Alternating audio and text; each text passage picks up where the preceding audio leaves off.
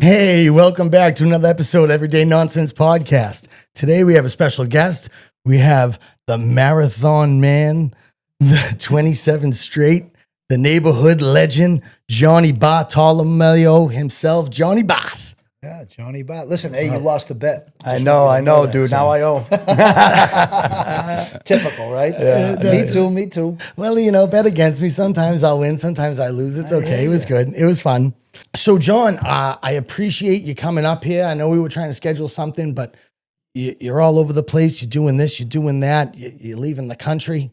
I mean, again, too. Real soon. Hey, awesome. Awesome. It's so funny because when you say in these places, all I can think of is the movie Romance in the Stone, and they had to go to the Hotel Cartagena. Yeah. And they kept saying that, and for some reason it's been This was a little farther to get to than Hotel Cartagena. This was just a little bit. But yeah. No, it's in the same country, amazingly, but I always used to say that if I, like, obviously when I was younger, that if I was going to get married, that maybe I would like to get married in Colombia. Because that's the complete antithesis of everything. Getting married in Colombia, no, that's where you, if you're not married, that's where you go. Right, yeah. So, but There's just no- little FYI. Yeah. There's no telling your wife you're going on a company golf trip to Colombia. No, you can go anywhere in the world. Like, like my friend, like, is a gambler, and he was like, "Oh, I might go to Vegas," and she's like, "Cool." And she was like, "I might go to like the Bahamas." She goes, "Gamble there." She goes, he says, "I was thinking about maybe going to Colombia with Johnny," and she went, Right. Yeah. "Never, No. it's not going to happen." I got no kids. But I'm you're single, right? But you're also sober, so it's not even like Yeah, but you could still party and have fun. And So everybody was like, the last coffee. time. The coffee is the is fire. The There's a few coffee other is things, fire. but one of them is fire. Yeah. I mean, one of them is coffee. Yeah. But I was like, people were saying to me, I put up that reel when I was on the boat, and in Awesome. Cartagena, and people were like, "How are you on that boat? You're not drinking." And I said, "Precisely why I'm on that boat. Because I'm not drinking." Right. Yeah, right. Yeah, Right. no shit. So it's perspective. It's like everything else in life. Everybody's perspective is you got to be drinking. To have a good time, you'd think so. I'm not a big drinker. I mean, I do drink, but I don't drink till I'm, unable to manage myself. I always keep my head about me. I'm not, like I said, I'm not a huge drinker. I definitely will have a drink, but that's about I'm a social drinker, really. I really drink more for the podcast than anything because of nerves. Yeah. You know what I mean? It just kind of relaxes me, but it's been proven that that's not. Oh yeah, there's a couple of these episodes that Lawrence got blackout drunk by accident on the camera. Oh yeah, It was David. It was so good. I We had like so much it. fun. I'm gonna have to look for those. Yeah, it was good. I turned it into a double. We had the guys from Bad Brain podcast on, Right. And we ended up recording for like 5 hours. I snipped it into 2 episodes. It was. We drank a whole bottle of tequila. But it Sounds was fun. awesome. You know what I mean? It really was. It was a good time. So you're going to Colombia, huh?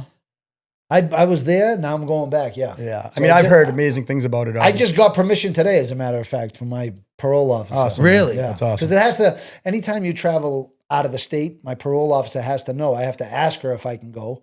And then she has to contact the state that I'm visiting to see if it's all right with them. So, Yeah. that's a nightmare in and of itself, just course. logistically. Right. But now when it is international, a federal judge have to approve that. So it just finally got approved today. And it's, whenever I get approved, it's usually $400 more a ticket because it's the last minute, Yeah. Right. But hey, what are you going to do? Listen, I mean, it's a blessing. Hey, it really? is. When you of course. If we it's a statement about you right now and what you're doing and how well you're doing that they're letting you go, right? I mean, No, you're yeah, I obviously doing think the right that's thing. a testament. It's like I always say, I attribute all my success to I have the most amazing friends in the world. And, at some point you have to say, it's a testament to yourself as well. But, I'm Right. I like to, humility is my currency today. Right. That's what I use as my currency. And, but with, doing all the things I'm supposed to do for probation, basically my probation officer said, stay out of Lynn and you're going to be okay. Yeah. So, I mean, basically, and it's really not a hard thing for me to do. Like, I love the guys and I love everything that, the club is about, supported me, took care of me, did the right thing. Yeah. But I'm farther away from that than I am closer to that. So I don't know if that makes any sense. But No, it does absolutely make makes a lot of sense. And, speaking on that, What, staying out of Lynn? I think in general, you just stay out of Lynn. Lynn- Everybody.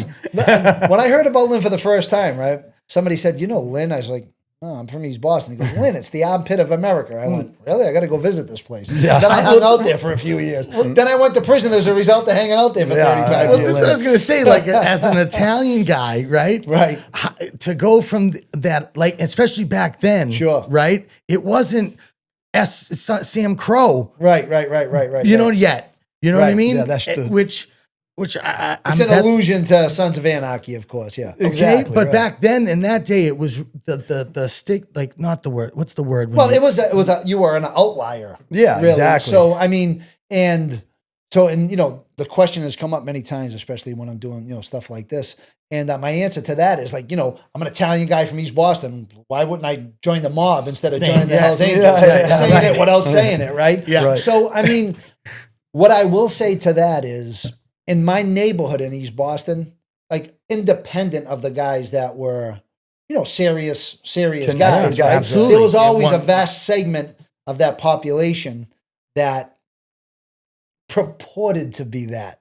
You know what absolutely. I mean? Like, I mean, and we always used to call them plastic gangsters. And this doesn't apply to guys that were really gangsters. No, They're really right, gangsters right. in the No, neighborhood, I know what I'm you're saying? saying, right. Of course. So, right. so I kind of didn't like that. And that was my generation growing up. So when I seen, well, I always talk about like the Palace nightclub complex. My Uncle Bobby ran it. And, there was so many nightclubs there. I kind of beat that one with a dead horse, but it was an amazing opportunity to have that and have my Uncle Bobby run it. I was there all the time. And that's how I kind of got close with guys in the club. And, They were partying at the Palace? no, it wasn't No, that like because what happened was, and that would be an oddity as well, right? Because, you don't see Hell's Angels at the Palace, but, guys in the club. I'm sure. Yeah, it was hanging one or out two, in the sure. back. You know what I'm Yeah, saying? There's you know what I always a mean? Hell's Angel, Hollywood Hell's Angel like me running around. You know what I'm saying? Yeah, right. Yeah. So, what happened is guys in the club had functions there. So, they would have like their Valentine's Day party there, Valentine's Day ball. And, that's kind of where I got to know a few guys. And they were like, hey, why don't you work security for us? And I was like, sure, I'll do that. And put a security shirt on, hang out. I had a motorcycle, you know what I'm saying? Yeah. So that's kind of like the antecedent to that. Right. Me coming around. So, and I kind of had a bad taste in my mouth. Like I said, not about guys that were gangsters and guys that, there's guys that were serious guys that I still look up to that were just solid guys, good guys, and they had something going on that I kind of respected, of course. But in my neighborhood, it was like the kids my age. There was nobody that was doing anything but purporting to be this guy. And we always just say, look at this plastic gangster. And it was just, a term that we used for people in my generation that was trying to emulate those guys, but weren't those guys. Right. So, that's basically in a nutshell, the synopsis of that and how I got involved in the club. So I know that's why I went that way. Right. I know what you're talking about too. I mean, Listen, I'm here to break stuff, basically. we grew up in Revere and there was stuff like that. And I think that our generation, which was one, removed from yours a little bit, there was the same idea. You knew who the people were and there was groups of everybody who, everybody was up to something and doing something, but it was never at that level. It was always, and everyone talked, certain people talked about their moves and where we grew up and when we grew up. And I just for to front as if they were something else. So, you know what I mean? But everyone knew who the people were. You know what I mean? I feel like not everybody. I've had my experience on lower levels of things. Mm-hmm. But where we grew up, it was everybody. You know what I mean? Everybody was back in high school. Everyone was having a good time, and somebody had to get it. Yeah. You know what I mean? 100%. You know what I mean? It was how it was. Right. But I talk freely about it. So, I don't use any code words. I'm saying, I was in a neighborhood where, and I tell everybody their story that, I wanted to be the toughest guy because but basically, I mean, like the impetus for that is that I didn't think I could really learn. I was intimidated by like math. I was intimidated by certain subjects. I was intimidated by school, because I went there high every day. You know what I mean? Yeah. So, but I'm saying that's yeah. that's a condition. You know what I'm saying? That, that I think, a lot of people, you're at that age where it's the most awkward time in your life, and you're going through this process that's, it's so difficult to go through because who wanted to get up and go to school? Not me. So what happened is I had just That's where all the girls were. That was my motivation. Afterwards, you know what I'm saying? When I came to that realization, I was like, stupid. You know what I mean? We realized good timing. So with me, I just, I kind of wanted to, make the most amount of money with the least amount of work. Yeah. And I formulated this plan that, that I would just, sell drugs. I'd be a tough guy. And if I have to be a tough guy, like nobody could ever rob me. Nobody could ever do anything, negative that would have a negative impact on this reputation that I was working on. Yeah. And, when I came to be who I was, and I talk about this a lot, my consciousness was, I turned around and I was like maybe 13 years old. And I said, I'm Johnny Bart. This is my neighborhood. This is the way it always was. This is the way it's always going to be. Yeah. I got caught in 1 second in time and thought this was a static day, that this was going to be this way forever. But it's a passing moment in time. The only thing that's constant is change. And I say that a lot. Yeah. And, so I got caught up in this, reputation that I perpetuated and other people had perpetuated because they were like, wow, you are that guy. So when they said I am that guy, I was like, really? Okay. They believe it. I got them believing it. And then, we come full circle to the point where I proved it to everybody else but myself. And that's why I'm sitting where I am today. Yeah. Right. Wow. Yeah, that's a good way to look at it too. I mean, it's every day is a gift too, to make the most out of like what you've done, what you've come, things come at you, shit you've gone through, like stepping right over it. Like, yeah, maybe I am. And you know what? Let's find out. Let's find out. I mean, it's a, yeah, I mean, for me, my philosophy is that, I believe that, so we're all basically in the same age group. I'm 10 years older probably than you guys. I know I look not like 10 days younger, but I mean, no, you look great. Well, that's how. But look, so, I mean, but the thing is that age, you come across that wall, forget it. You know what I'm saying? But so I'm not gonna lie, drugs and prison is what they used to say. Preserves keeps you young. It keeps you young as long as you stay away from that telephone. You know what the thing is? A lot of people say a lot of different things, right? Yeah. But if you're not actively engaging and keeping yourself right, Yeah. I mean, you're not going to be right. No, It's true. Absolutely, so the thing is you have to take an active role in that. But getting back to what I was saying was, I think people that in our age group, especially the secret guy over there, Secret Dave. Yeah. He's, right. I call him Silent Dave. yeah.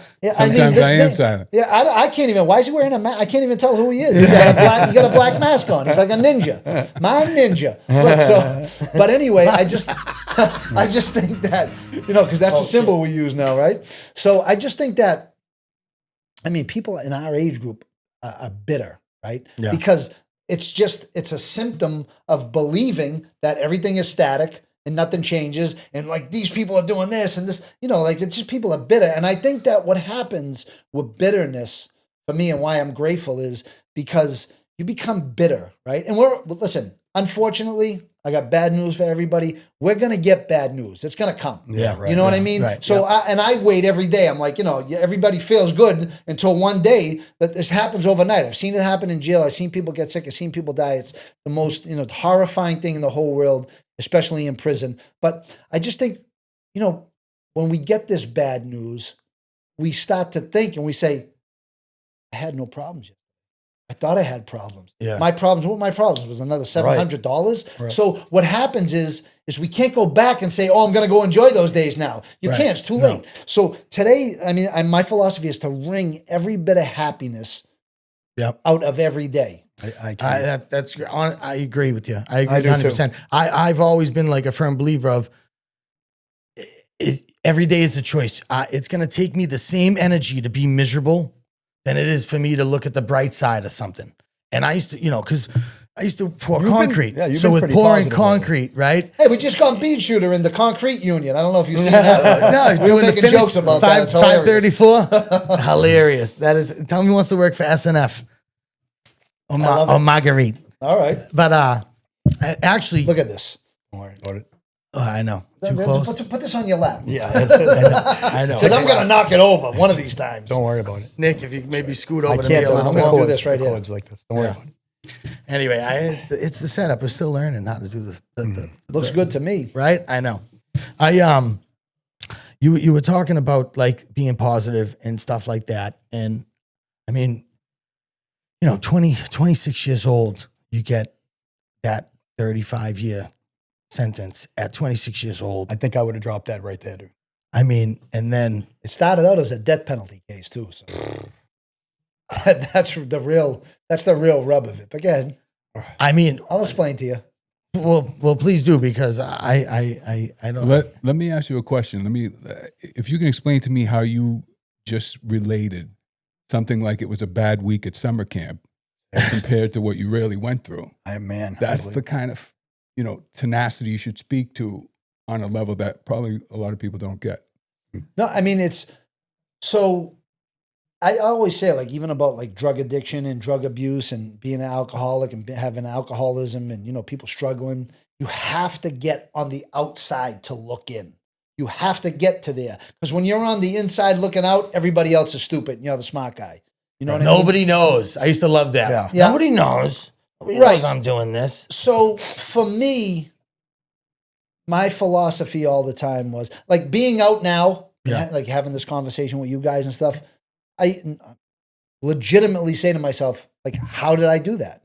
How did I do that? But I just think it's a situation where you're in your life that you have to do something. So, I mean, my philosophy all the time was what I did was I just built in my head a routine for myself, a very stringent routine. Yeah. I try to stay above my situation. So I rose above the situation. That's what I did, and looked at it down as a third person, right? So when I would just commentate to myself on this. This is what I have to do. So what I really did was I formulated a plan that I had to do something for my body and something for my mind every day. And just think about this, and I use this analogy a lot, and I talk to people about this, and it almost takes your breath away, right? Figure having 10 years in prison. Think about that. Doing 10 straight years away from all this. Doing 10 straight years, right? And it's like a marathon you ran. You're like, 10 years. Now picture after you've done 10 years. Another 10. No, you got to do 25 more. 25 let's throw the real sentence on it. Yeah. Wow. So at that point in time, you say to yourself, like, why am I even bothering with this? Like, why would I do this? But I'm frugal. So I already had time invested in eating really good and exercising every day. So I just didn't want to waste that. And I just put one day in front of one day, and that was all I really had to do. I get up and I just do it over again. And, it was the most difficult thing. But, what I really learned, and I still do it today, is because I carried the same routine. I'm going to tell you something that people are going to say, oh, you're institutionalized. No, not that routine. Yeah. Because I'm fluid. I believe in Eastern philosophy, like fluidity, to be like water. Yeah. That's the only way that you can really adapt to anything in life. Yeah. But the things that saved my life, you'll hear athletes talk about, like, I worked on my craft. That's the way I feel about that. I did yoga every single day. Yeah. For like 6 days a week for the last 10 years, and I still do it. Because I know that saved my life. I know that's like what makes my body look good. And I like to have my body looking good. And then when I think like, well, I could take a day off, I'm like, well, I need that to do that to make my body look good, to make my body feel good, that I've come this far, right? Doing all kinds of prison things, eating prison food, being subjected to the stress levels. And I haven't gotten sick, knock on wood, right? So I just got to do that. I got to continue to do that. Whatever has brought me this far positively, like physical activity, mental activities, like I got to keep doing them every day because it brought me this far. And it brought me this far in an environment that its entire construction is to crush you. Yeah. So if I've done things and I've thrived in that environment, Literally to punish you. and that's exactly what it is. Yeah. But that's what I did, so I've done some, and Break you, really. Try to break you. we talked about, like, learning in school, and like, oh God, school, it's terrible. Yeah. But I had a quench for learning afterwards. It was the Benjamin Button effect for education. Yeah, right. Because I wanted to learn afterwards. When I the thing is I was the smartest guy in the whole planet when I went to prison. Yeah. And then when I started to learn, I kind of realized how ignorant I really was. So that was like an epiphany I had, right? So, like my greatest achievement in life is I taught myself Spanish. Which is awesome when you think about. And it's very useful for your trip to Colombia. Absolutely. Because you can anywhere, speak anywhere. everywhere. Listen, and you don't anywhere Most around, spoken language in the world. You don't have to go Arabic. to South America either. You can walk outside your door and talk it. Absolutely. You know, and it's Everywhere. and it's accessible. And now this is the answer to the question that everybody has, John. Okay, you're an Italian kid in East Boston. Why didn't you get in the mob? Why'd you get in the Hells Angels? You're an Italian kid from East Boston. Why did you not learn Italian, but you learned Spanish? Why? Because only Spanish people live in East Boston now. No, I'm only kidding. It's a good point, I'm right? only- But the it's more Italians all live in accessible. Peabody. No, only kidding. The North Shore all together. I'm only It's kidding. more accessible, though. No, absolutely. I can watch TV in Spanish Yeah. in jail. I can listen to a radio program in Spanish. Yeah. If I got a question about Spanish, I can turn around and ask, hey, why is this do this? Like, why? How do you say that like that? Why is this pronunciation this way? Why does the verb get conjugated in this form with this word, but not conjugated in this form with another word? Like, I can ask somebody that. In the 99 percentile, I'll be honest with you, when I spoke like that, the guys that were in jail that spoke Spanish said, you're talking like, I don't even know. So we just do it. Exactly. Yeah. See, we just speak it. Right. So when somebody's asking you in a sentence, right, what is the indirect object pronoun? You're like, what? Right. But I learned the mechanics of English by learning Spanish. Right. Nice. Wow. Wow. I want to ask you something along the lines you mentioned earlier about Eastern philosophy, and how much did meditation get you through some of the time? Yeah, because I think for and us, the man, environment. just the staggering thought that you were in prison for 35 years. Is that what you did? I did 27 years. I 27 got a 35-year sentence. So 27 years in prison, dude. Like, how do you survive that just mentally? And like you're telling us now, which is obviously very interesting to me. But I think that's what you're trying to say, right? I mean, well, I'm getting to the point that You said, was mind and meditation body, used, right? yeah. So Probably later. it's a good question. So not so much meditation in like a purist form, like somebody would say, oh, meditation, you have to do this, but a lot of self-talk, right? So self-talk is, so they teach this in the residential drug program in the feds.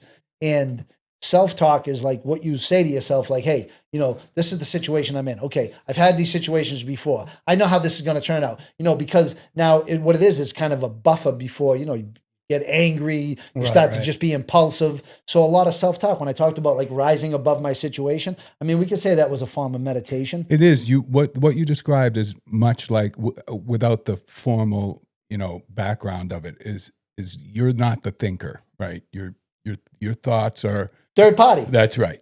And getting there is hard for a lot of people. Yeah, It doesn't sound like you had the benefit of a lot of coaching, right? So you did this for yourself in the sense that your mind was in control over a very long period of time, right? A protracted amount of time. Right. And that routine is all you have to an extent, day after day after day. At what point? I don't know. It's not imaginable for me. Right. Right. It's untenable to a lot of people. It's Dude, that's untenable right, to me. At what point, and and how many years did you have to go through to get to that point, like where you learned that you were fighting the system or fighting Right. yourself? No. So 100%. This was the first time you were ever incarcerated. Never been incarcerated in my life. And then, like, Got all of a sudden, 420-month sentence one day. and it started as when I first went to court the first day. Yeah. The magistrates and the prosecutor said to the magistrate that we have filed the appropriate. They had just brought back the death penalty federally in 1995.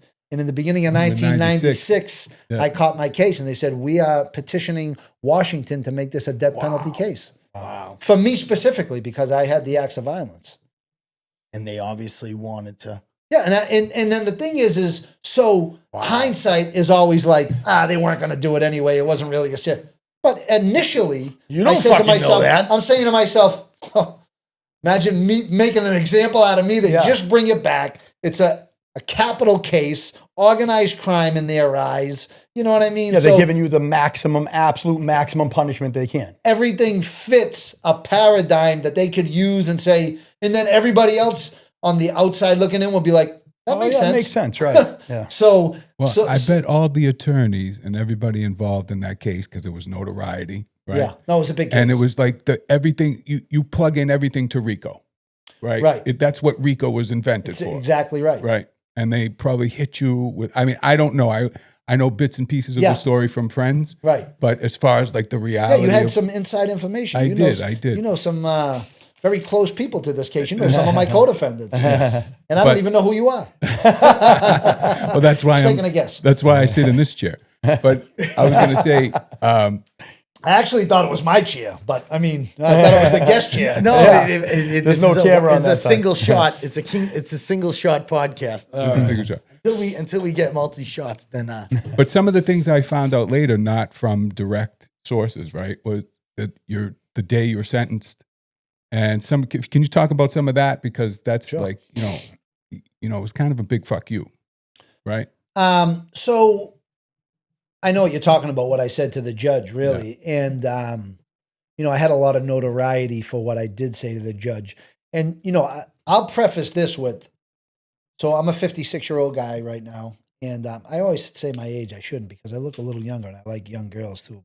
I like girls in their 20s, right? That's something else. Listen, that's a whole nother thing, right? I got a whole nother comeback that we're going to, a callback. Anyway, I still feel like I'm 27. I went to jail at 27. Hey, enjoy it all.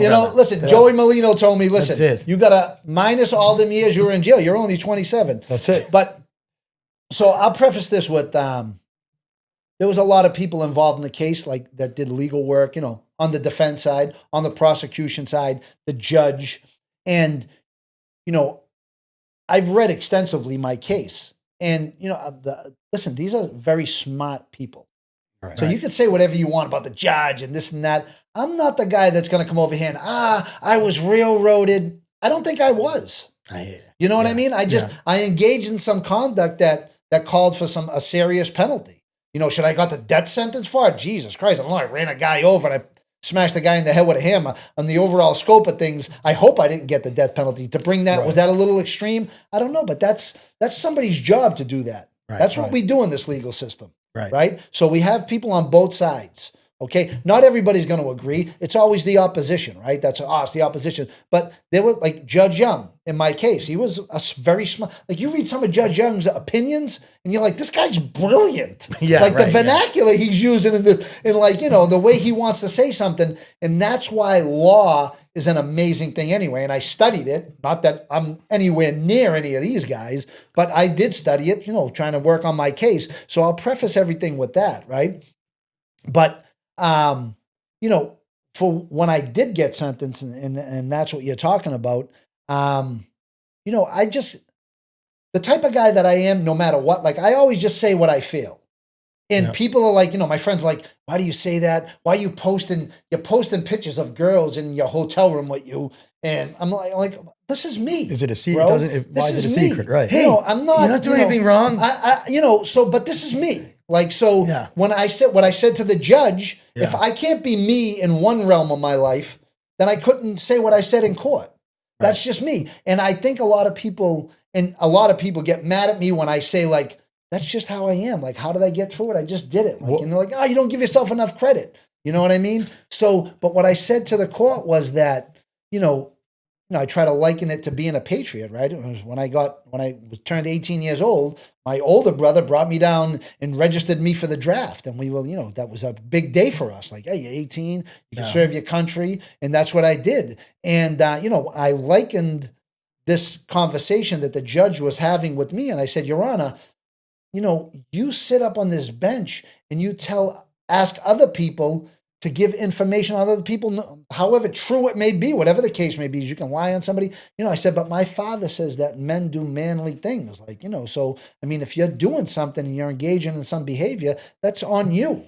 You know, It's, at the end of the day, you making the decision. Right. so you know. I can't blame you for something that I did for somehow like, or maybe an organization. Like, this was the problem. I should have never got in this organization. And no, I'm not going to do that. I'm saying but for me, what I said to the judge was, if the enemy was all around us, Your Honor, we were in a foxhole.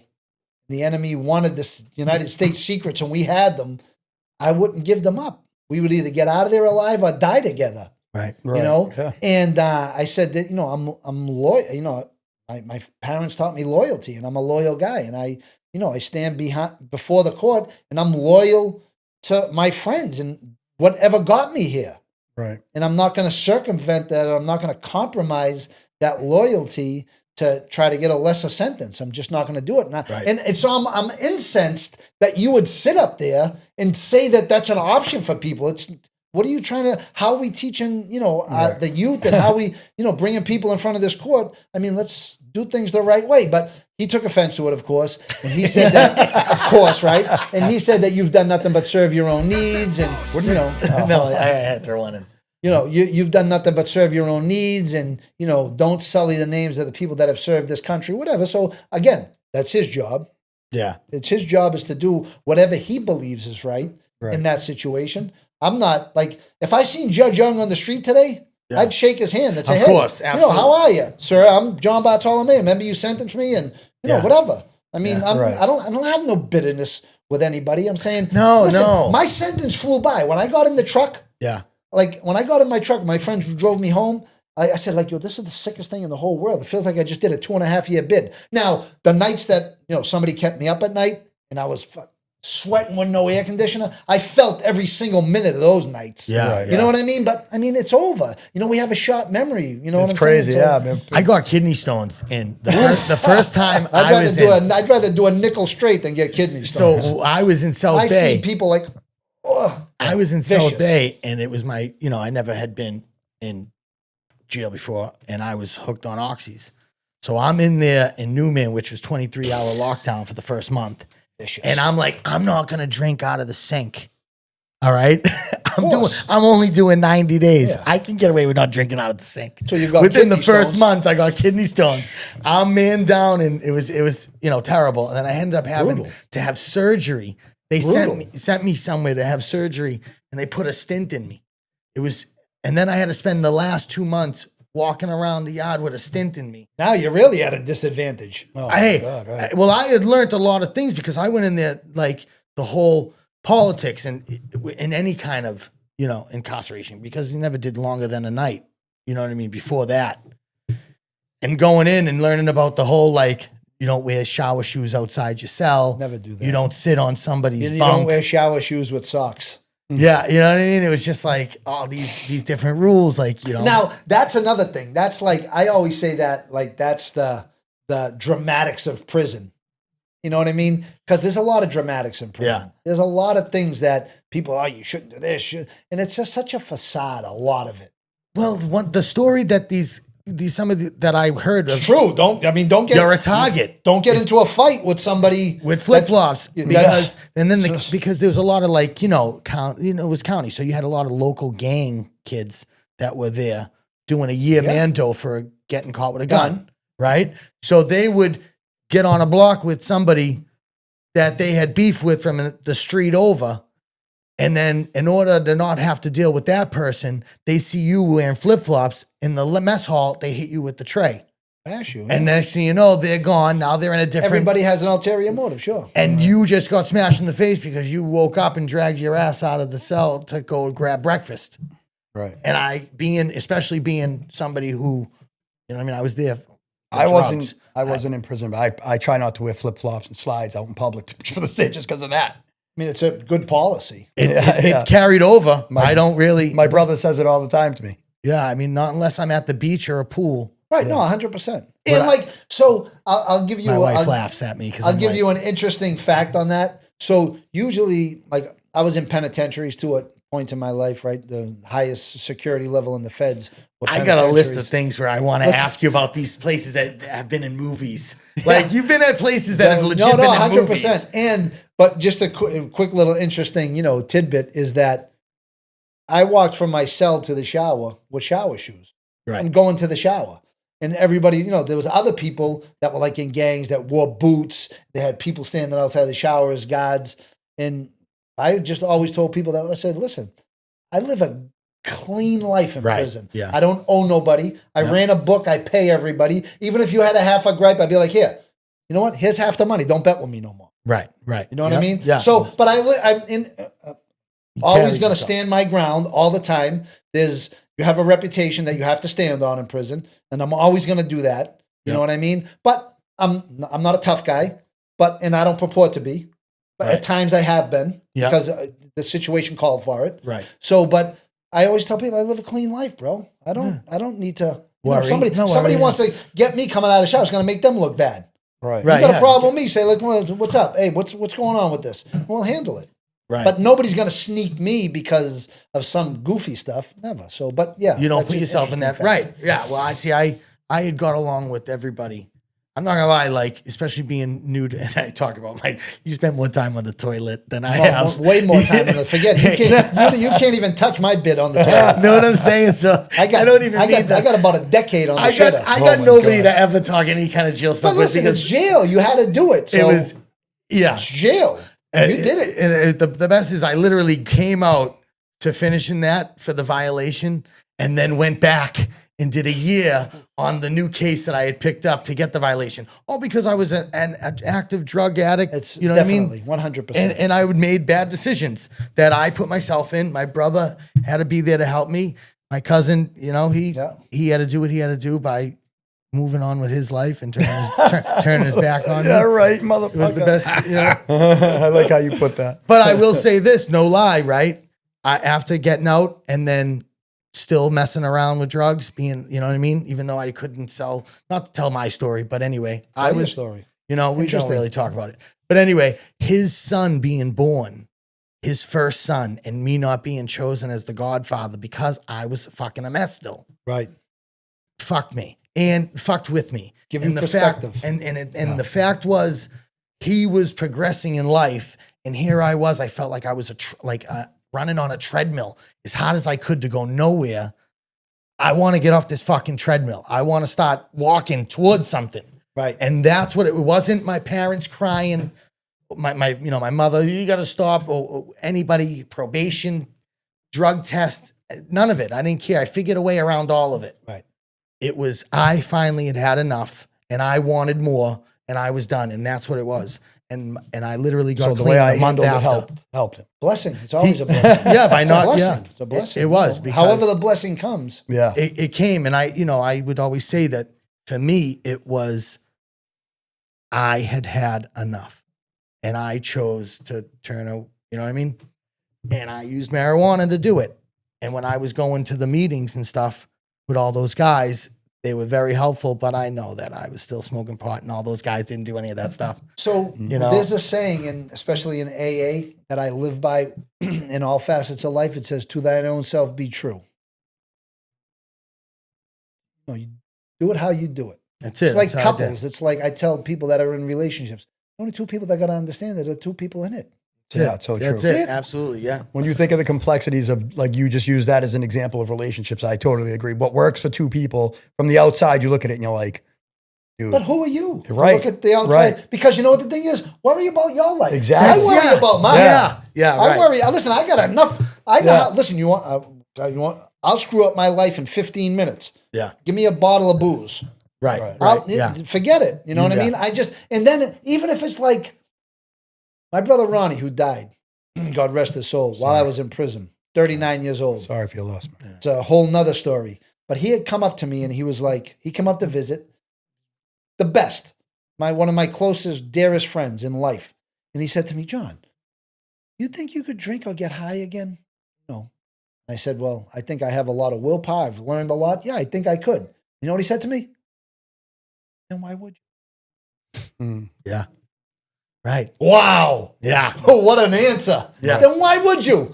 In other words, if you can do that, why would you? If you can have fun and you don't need it, you know what I mean? You can get that willpower. You got that power. Why would you even bother to take a drink? Yeah. Even bother, and I thought it was a great saying, and I've brought it with me my whole life. because that's the thing. Like, you guys are fathers and stuff. Yeah. And you never know when you're going to say something. Because the thing, listen, son, this is the greatest lesson you're ever going to learn. It's not those moments your kids remember. It's not those moments, people. It's something you said matter-of-factly that you never even thought about that stick with people.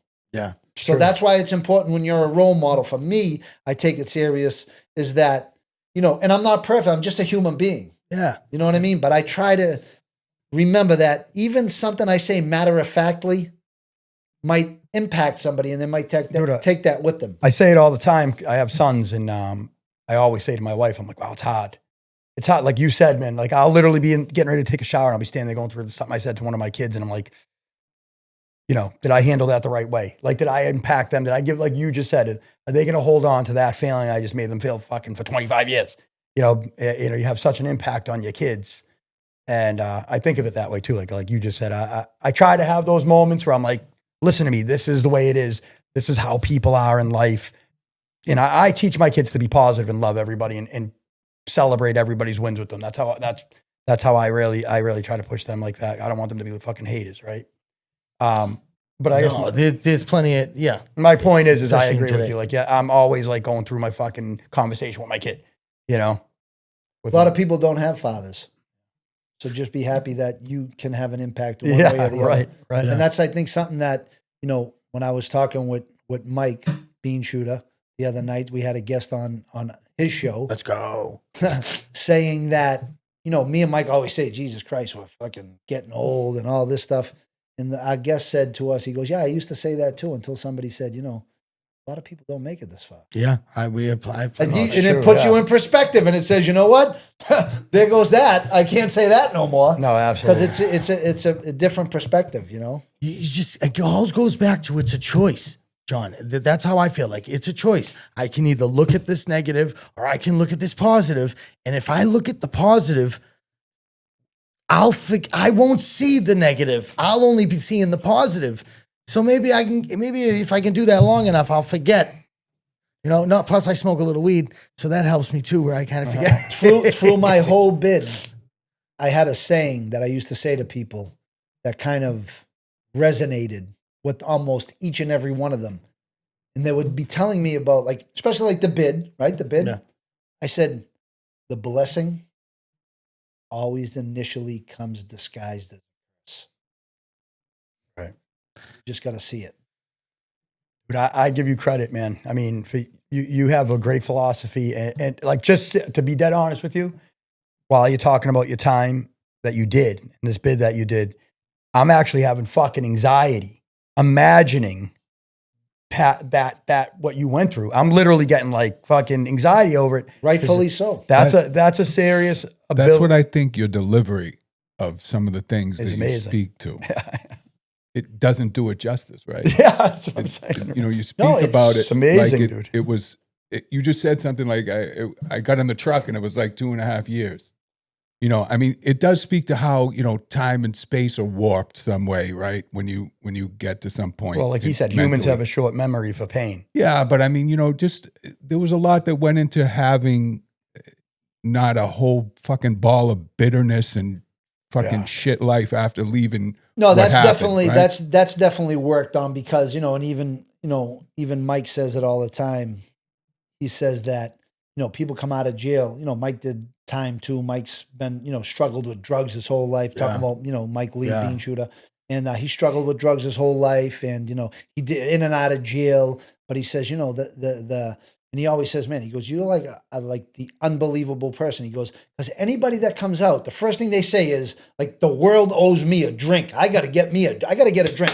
I just got out. I don't care if I'm not going to drink. I got to get a drink. The world owes me a drink. But, and he goes, I did a couple of years, he said, and like, I was like horrified at some situation. You're just like, you're a whole different person. And what I say to that is, and I say it to my friend Gio all the time, and he gets so mad at me. Like, and I'm saying, that's just how I am. Right. Like, he goes, no. No. It's not just how you are. Not just, people don't do that. No. You know what I mean? So I agree. and listen, and I take it as a compliment. And I always say, like, people like, and I mentioned Gio, but like people like him, like he stood by me like my, like, a 15-minute phone call. It would be like his 607 things to do. And then 15 minutes, did you get them done yet? You know what I mean? Because you kind of lose perception of time and stuff. But I've always had, him as my best friend, of course, but so many people, and people that, like, when I used to tell people that, like, oh man, I'm sorry I didn't write you. I go, listen, thank you for not writing me, because I just would have had to send you a letter back. And listen, at some point in time, I mean, I wrote letters for 20 years straight, right? Yeah. And then I'm not writing no more letters no more. I'm not doing it. I'll send you an email. Like, I don't want to talk to nobody no more. I just don't want to engage in that no more. Like, I just got tired of writing, right? I wrote for so long, and I've wrote books. Right. You know what I'm saying? Yeah. It's just, I've read, people said, how many books you read? I said, sometimes 2 a day. Wow. Do you read now? I said, no, I don't read now. I'm not going to read. If somebody sends me a long text, I'm like, oh, that's too long. I'm not reading it. That's you know what that is? That's my, like, revulsion toward, like, because no, I'm just not going to do it. That text is way too long. Like, I can't do it. I'm not doing it. Did you read my text? No, I didn't. No. That's so, really but I guess, for me, I just, like, I did that. But what I did was, people always ask, like, how did you make, my friend Nick Verano always says, like, you had the best family in the whole world. Like, what? I don't get it. Like, your mother and father were, like, the best. You had 2 older brothers. They were great kids. Like, you know what I'm saying? But like I said, and I'm just going to give you this because I think it's important, is that, I came to prison the smartest guy in the world. Yeah. I started to learn, realized how ignorant I was, right? Yeah. Then I started to really learn, and I found self-worth.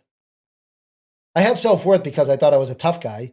Right. And I wanted everybody else to believe it, but I didn't believe it. You all believed it, but I didn't believe it. There was some void there. So I found some self-worth, like, wow, I could do this. Yeah. Holy shit. I got an A in math. I cried in my cell. I was by myself. I was like, this is the most amazing thing that ever happened to me. Yeah. So, but after I found self-worth and I further educated myself, I was able to dream big.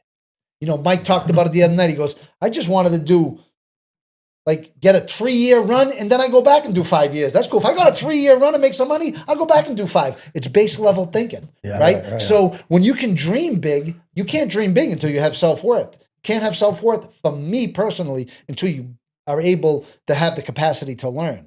Because with the capacity to learn is when you learn words, you learn worlds. And when you learn worlds, you learn that, wait a minute, this isn't just... I've been having these subjective thoughts about everything else and the way things should be when I'm a speck of dust in this whole thing. Right. So, but that's the way, for me, I had to learn. So when I tell people, like, what is the key to everything? Education. It sounds cliche, but these are the steps that happen as a result of it. Even in my own life, I was a terrible fucking student.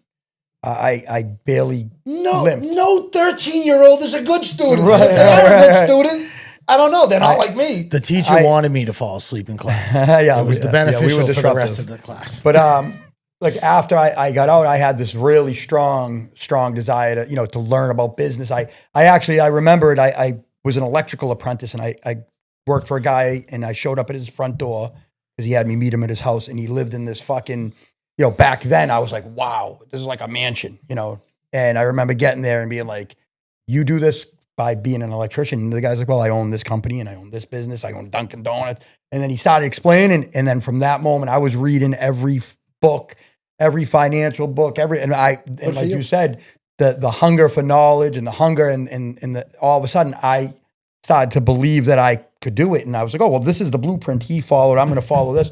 And I've had some success, and I own a business, and I've been in business for 12 or 13 years, but congratulations. Good. Thank you. It's something to be proud of.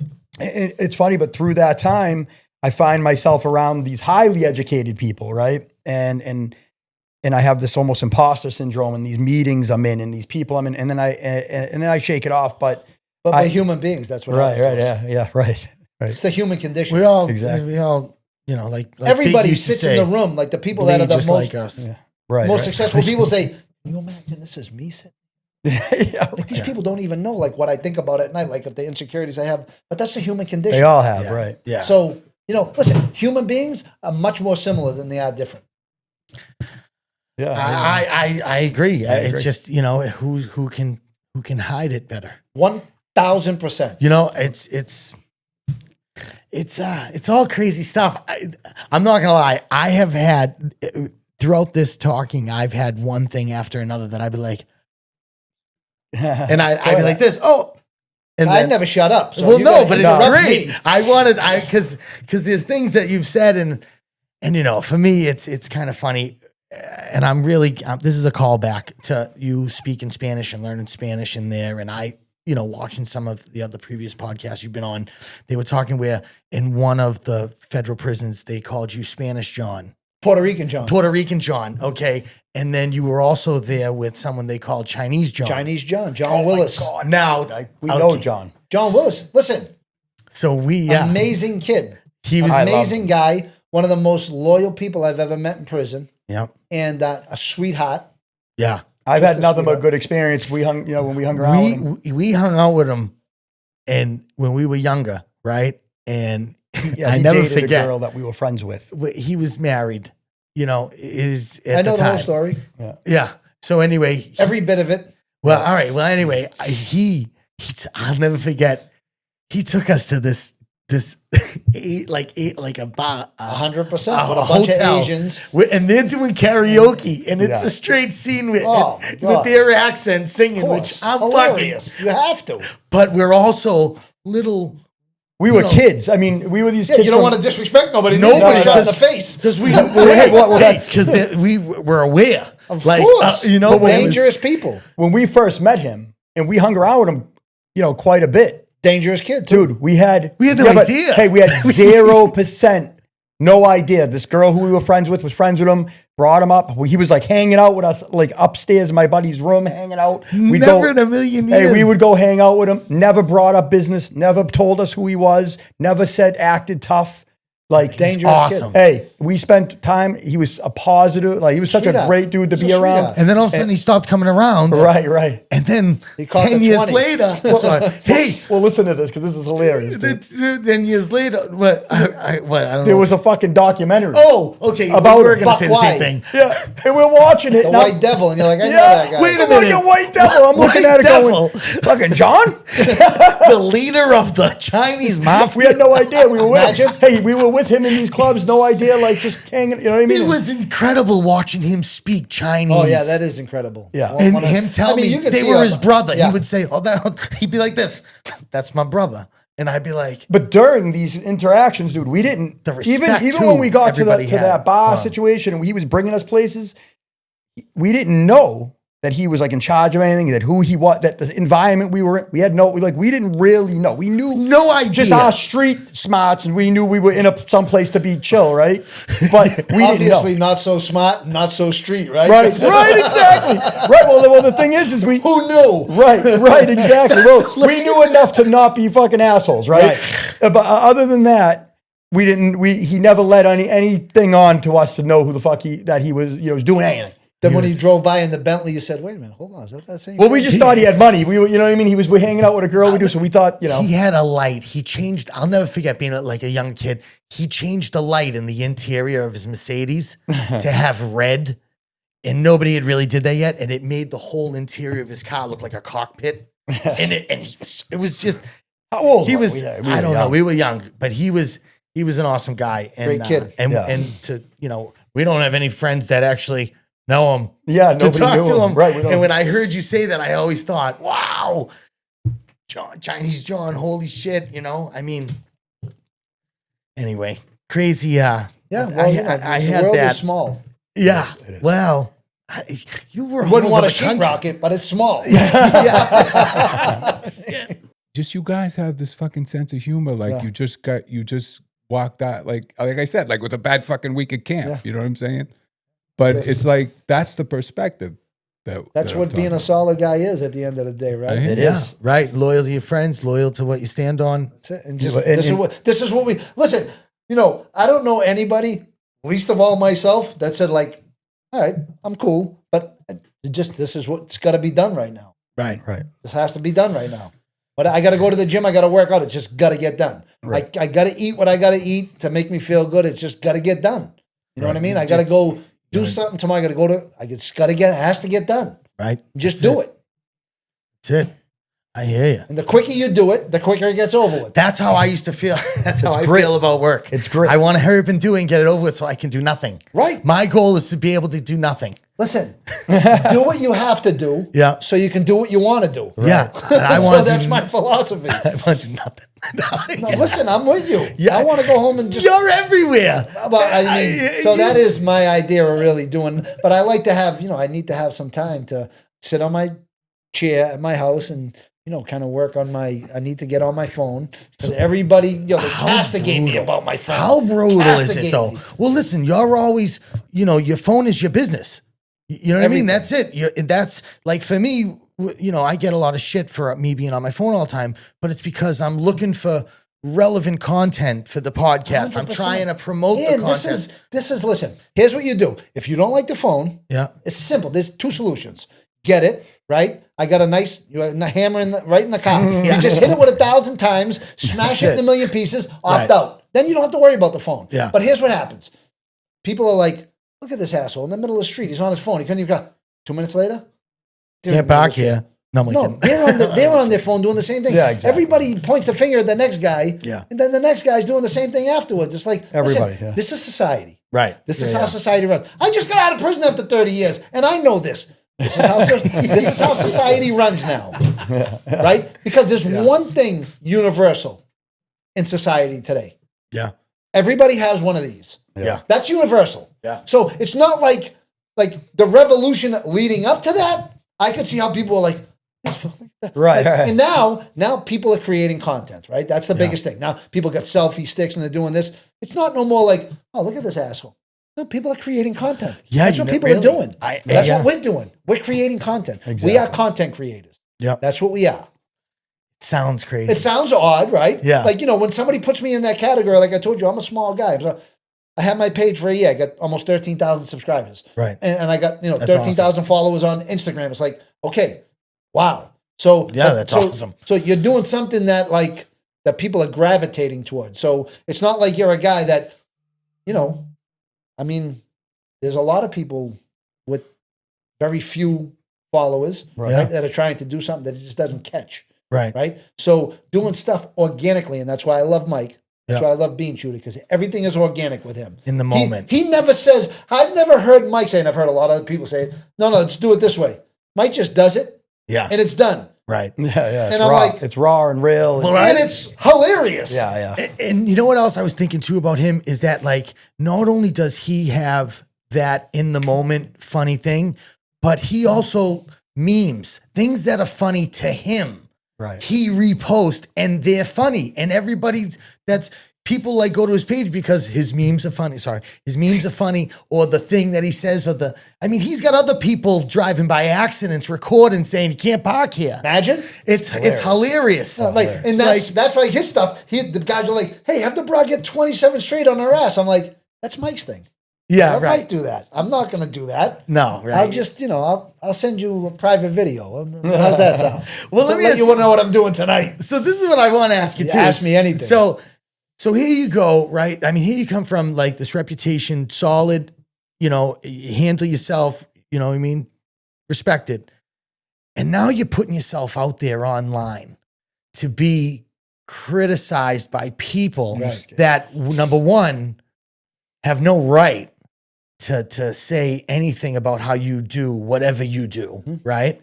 And 2, wouldn't have the fucking balls to say it if they ever saw you in person. Right. You know what I'm trying to say?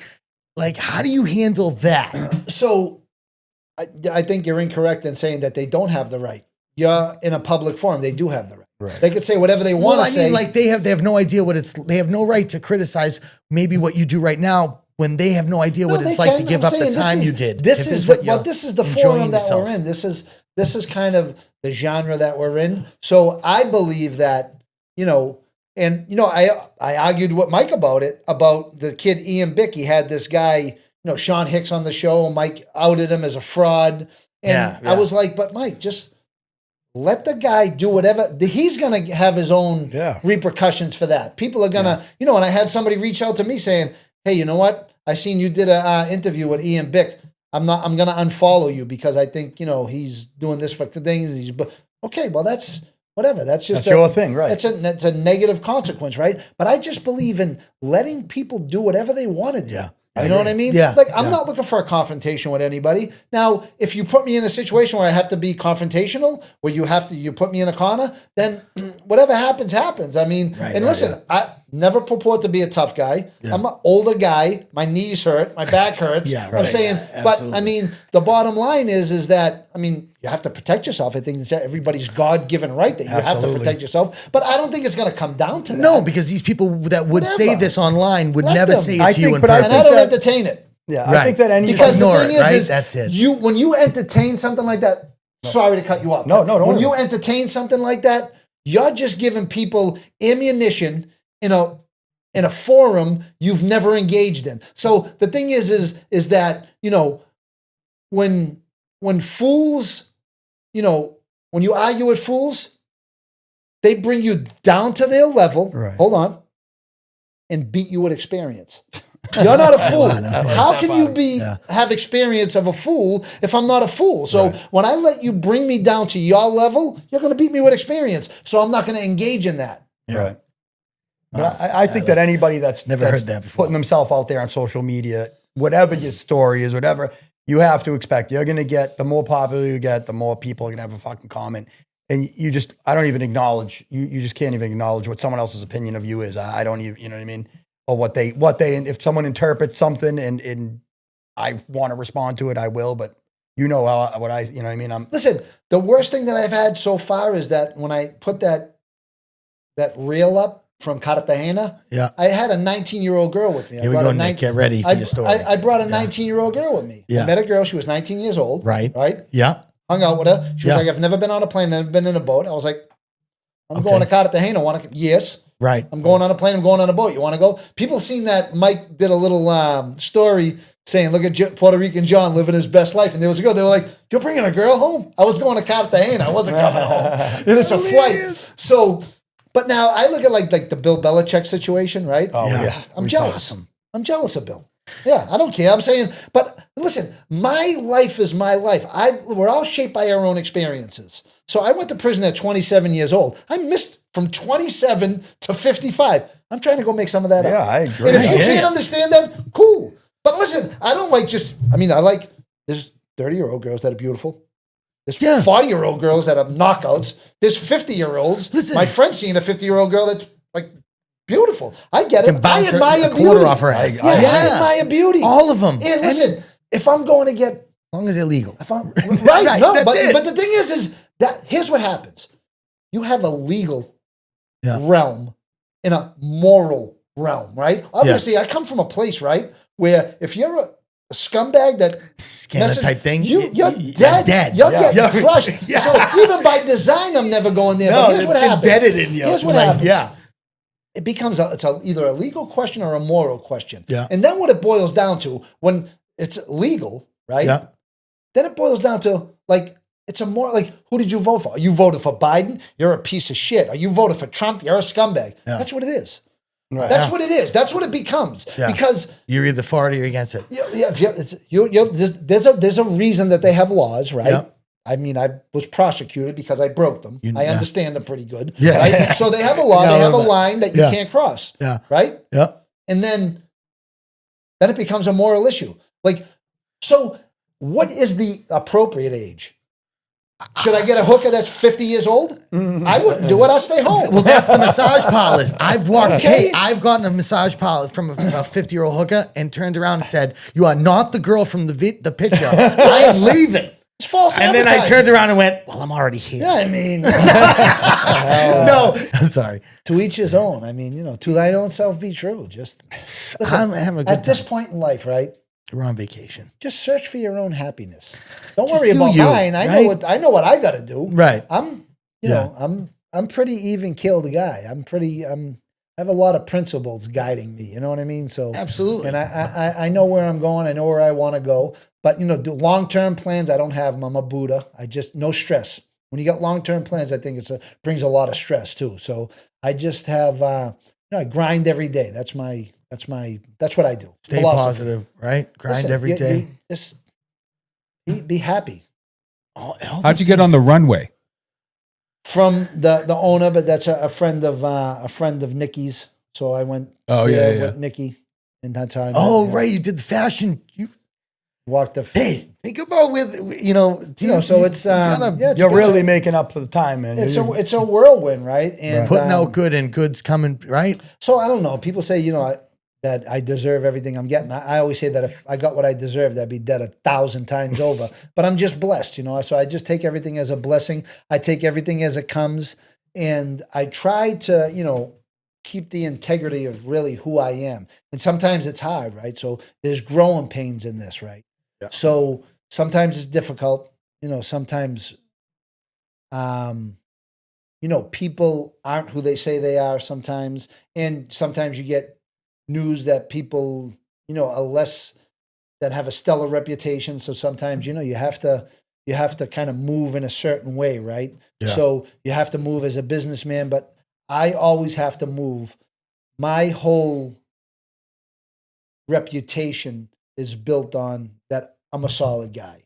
Right. So, and that's what I want people to take away from that. So there's certain things that I have to do, the certain ways that I have to move, the certain things that I have to avoid, and my friends will call me out on it if I don't. Yeah. And they're the ones that can do that. Right. Right. And they know you enough to 100%. know. Right. Yeah.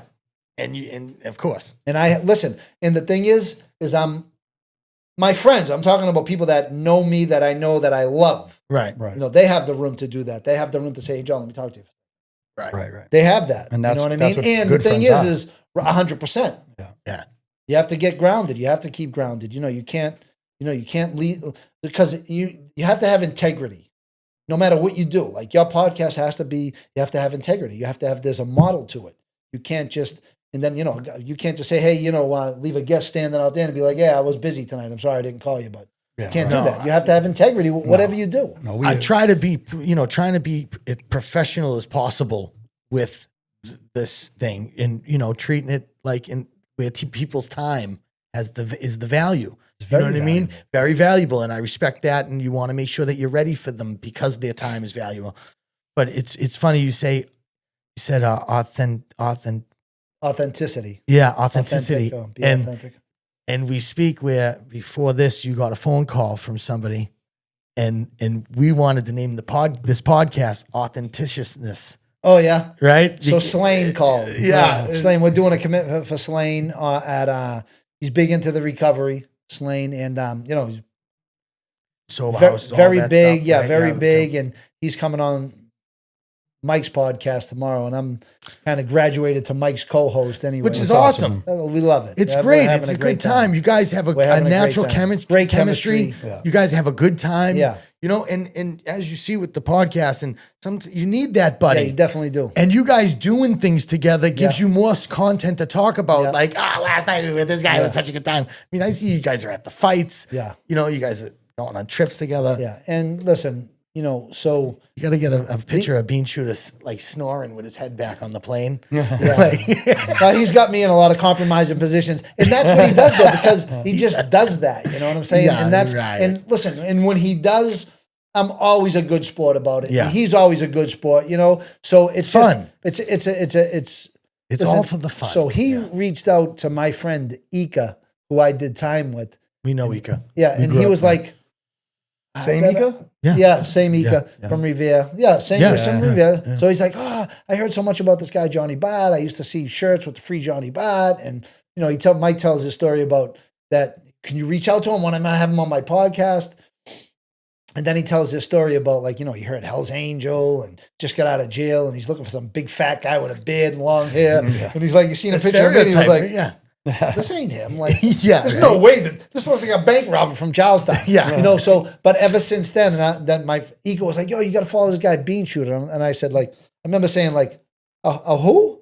He said, Bean Shooter. I'm saying, fuck is a bean shooter? He goes, I'm going to send you his profile. And then he sent me his profile, but like everything else, we're busy. I'm not really looking at it. I'm not really into Instagram. I'm like, at the time when I first got out, I was like, yeah, whatever. And then like, I remember me and Mike had spoke. And my brother Charlie is an accountant in Saugus. And he's got a huge practice. He's got 1 million people giving him things. He was like, hey, John, I got 2 tickets to the Bruins game tonight. You want to go? And I was like, man, I got curfew. I can't go, Charlie. It's at the time I was in the for home confinement and I had a curfew. And so I had reached out to Mike earlier that day and I texted Mike. I was like, hey, you want 2 tickets to the Bruins game? And he was like, I don't, you know what? I'll take my daughter. I go, well, you got to get there because, and I sent everything to him. And then on his stories that night, he put like, thanks to official Johnny Bartolomeo for the tickets. And then like, I had like 30 new followers or 40 new followers. I was like, crazy. And then I looked at his thing and I was like, wow, this guy is like big. Like, you know what I'm saying? So funny. So, and then that's kind of how we got together. And like, then, we've been at the hip ever since. I got a couple of funny names for the two of you. Okay. All right. So I got convict content. Convict content. Right. I like it. I got time served between the two of you. And the other one is this the name of that podcast? This is now that you listen. Duo, I know that you know what I mean, okay. like the two of you, and then co-defendants. Co-defendants. I like co-defendants. But like I always say too, though, listen, that's Mike's show. No, you know right, what I'm saying? right, yeah. And like, listen, I'm happy to be Mike's sidekick. I don't care. I'm just hanging out. Yeah, just having a good time. Hey, like, you know what I mean? You can't always be Maverick, bro. And listen, sometimes you got to be Iceman. But I will tell you this. Here's the bottom line about life in general as we know it. Yeah. Nobody got more connections than me. Yeah. Nobody on planet Earth. They're like, how do you know all these people? How do you know these people that are like, from the 3rd most powerful guy in the country all the way down to fucking a guy that owns every place on Hanover Street? I don't know. Lobbyists in Ohio. How do you know these people? I just have, my reputation has fostered a lot of relationships for me. And now, being who I am today, I have prided myself on building and fostering relationships from living an antisocial life, which got me a lot of people. I had a cult following from living an antisocial life, but now living a pro-social life, it's just, the people I know it's insane. Well, a friend of my wife's that became a friend of mine is Dave Natola. I love Dave. And he's the one who he DJ'd my daughter's christening.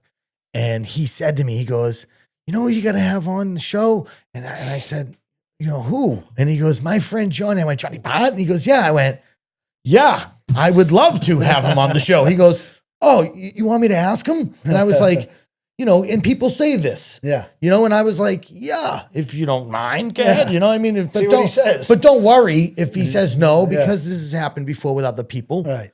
And then he did, and he went, yeah, okay, no problem. Yeah, and you were like, I was like, awesome, great, and then I was at that time still like especially in the beginning of this, trying to learn stuff. And you still think like, the guy's probably not going to show up or he's going to have something to do. Right. Because that's what happens. And that does happen, right? And we ask, we try to ask the people that are local and that we're like, we're rooting for all the local people. Right. And the people like that grew up like us and that are like us. We see that and it's a positive thing for me. I want to see everybody succeed. And I think we start there and we're working our way out, right. To figure out who we want to talk to and who we want to know and meet and, get to meet you. I got to be honest. It's like almost inspiring to hear you. Again, not knowing you and talking to you, I think your outlook and all that it's positive. And the fact that you were able to take your situation and come out on a positive side of it to a positive. Like this, dude, and you're doing the right thing. And good. I know you say like a biggie, right? I know you say, when people say to you, you deserve it all. Yeah. I actually think you deserve all the positive that you get because you're putting positive out and you're doing the right thing, and so you deserve all that you get. I appreciate it. You know what I mean? I mean that, Johnny. I'm so glad to be able to call you a friend now. You know what I mean? It's been such an awesome time. I mean, is there? I know you have other engagements. Yeah. And but I would love to give a chance for you to plug all your stuff and your apparel. I just picked up a sick Celtics 27 straight shirt for the playoffs. We got something for your father too, a gangster boxing shirt. Yeah, my dad's an OG. He's old school. He's going to be all excited for the gangster boxing. With the apparel, it was really like guys had made shirts for me and, things about my story. And they made a marathon man one time.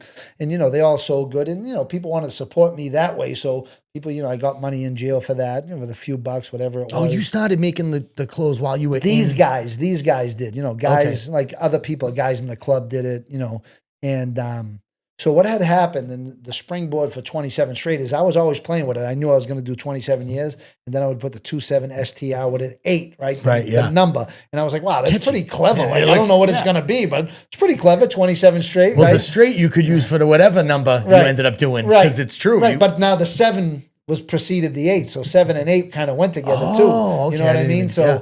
so the 27 straight was that was the next number. So that was pretty cool too, and how that went. I don't know. That's the Oh, way I right. perceived it Yeah, too. yeah, yeah, Like the yeah. I didn't 2-7 even think of straight. that. So my brother Charlie had like a party for me and he sold tickets and whatever. I got the money, but the party never materialized. Nobody cared. Whatever. I got the money. It was nice. I appreciated it. But he had some shirts that he made, and he was like, you know what? He goes, I got some shirts in my office. He goes, why don't you sign them and sell them? And I was drinking coffee. I almost spit it out. I was like, I'm fucking buy shirts with my signature on it. I mean, come on. Like, what am I fucking, Yeah. my this is- fucking this is what I Justin got. Timberlake or something? Yeah, You know what I mean? yeah. And You set the fucking coffee so up. I did, and I put them on like my stories on Instagram. Yeah. When I had like, I don't know, I probably had like 700 followers. That's us. You know what I'm No, saying? yeah. But We and get I that. sold them, Right. and then I had that idea and I went up to got some hoodies made and I put on the back of my hoodies what I've often regretted my words, but never my silence.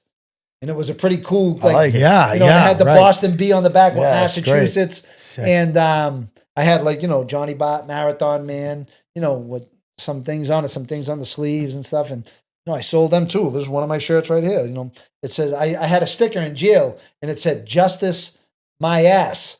I want revenge. And on the back it says, I want revenge. Justice with question mark, I want revenge. So I just had that a sticker and I made that, kind of a shirt. And this is a pretty big seller as well, And so, yeah, I mean, my official Johnny Bartolomeo is, my page on Instagram. And from Instagram, you can navigate it. I got a link tree. You can go anywhere else. You can go to my YouTube channel. You can go to my apparel website. So from everything from my Instagram page, you can navigate it to get anywhere, with all my platforms.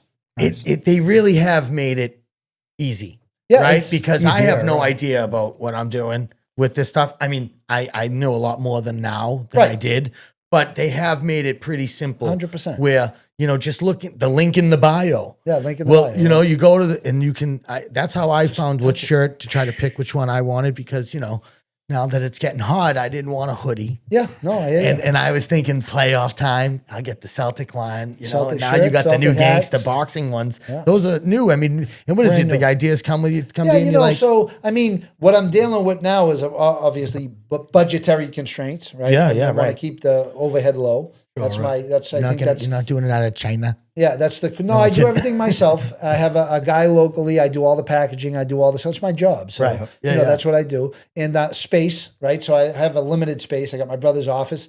Thank you. My brother Charlie's the best. Since I've been out of prison, my brother Charlie's an accountant, has done, more than, was ever even needed of him that he just keeps doing. And he's a great it's great guy. to have And, someone like and listen, he's had his problems with like drugs and alcohol before, and but he's just a completely transformed person and just like dependable. You know what I mean? Yeah. So, and for me, that's a blessing. And we have a great relationship. We're the only two left. My mother's gone, my father's gone, my other brother's gone. So, and we've made the best of it. And he, cleaned out his office for me, gave me that great idea. And he'd be my best salesman. He got people doing taxes. And he's like, "Hey, my brother's got shirts next door. Let's go over, take a look." So Sometimes, Johnny, honest to God, it's really just being the squeaky wheel. yeah, Right? Like Yeah. in time saying, hey, you like this? And then seeing something that you had, you know what I mean? Like they used to call me Larry Legend in gym class. You Yeah. know what I mean? So when Okay, I Larry saw Legend. the neighborhood legend, Yeah. I was like, pretty sick. that. I'm a legend. You know what I'm saying? Like I could use that. I like that hoodie. You know what I mean? What do you do for work? I'm a legend. You know what I mean? That's what I'm like, hey. But So all that stuff is available. You could DM me if you want to Venmo, if you want to take a look at the link, I'll send you the link. Whatever. Anybody can get in touch. do whatever. Nice. Man. Yeah. You got the podcast. You're a co-host. Yeah, I'm with Mike. That's Bean Shooter Gallery. Me and Mike do it.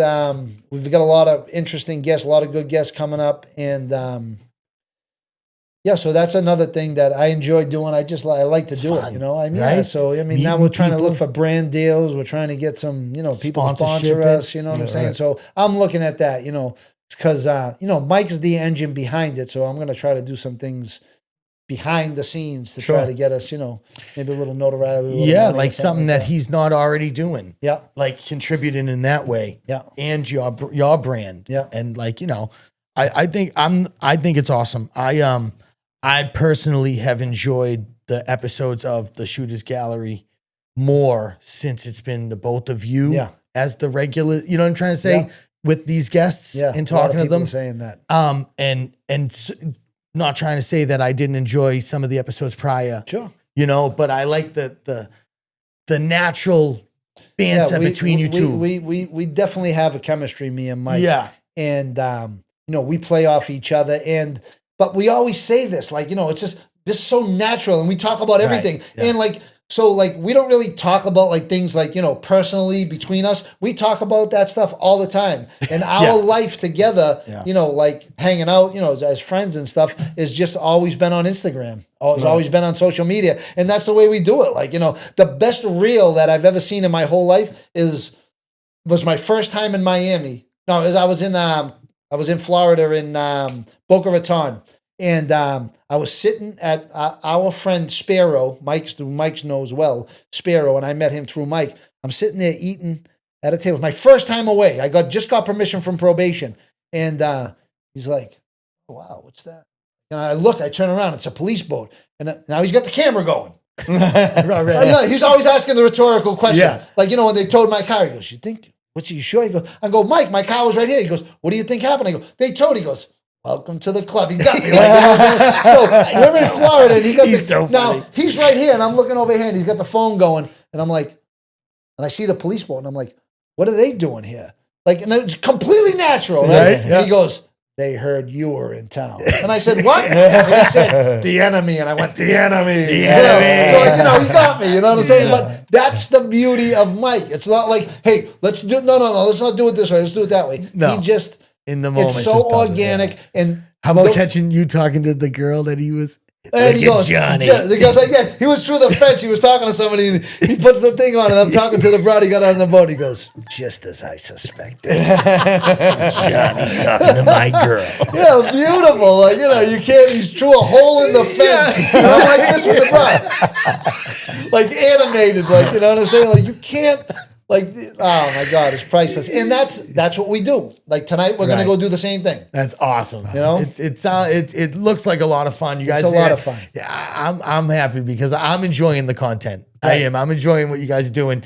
It's Yeah, man. We really appreciate you come and spend some time with us before you. It's a pleasure. I had a great time. You had to listen to me. I mean, you got to. Thank God I'm not a cooperating informant, because the feds would have had everybody. I think you two would be the only ones out. If I ever talked to the feds, it would have been over. I'm saying, you can't trap me up.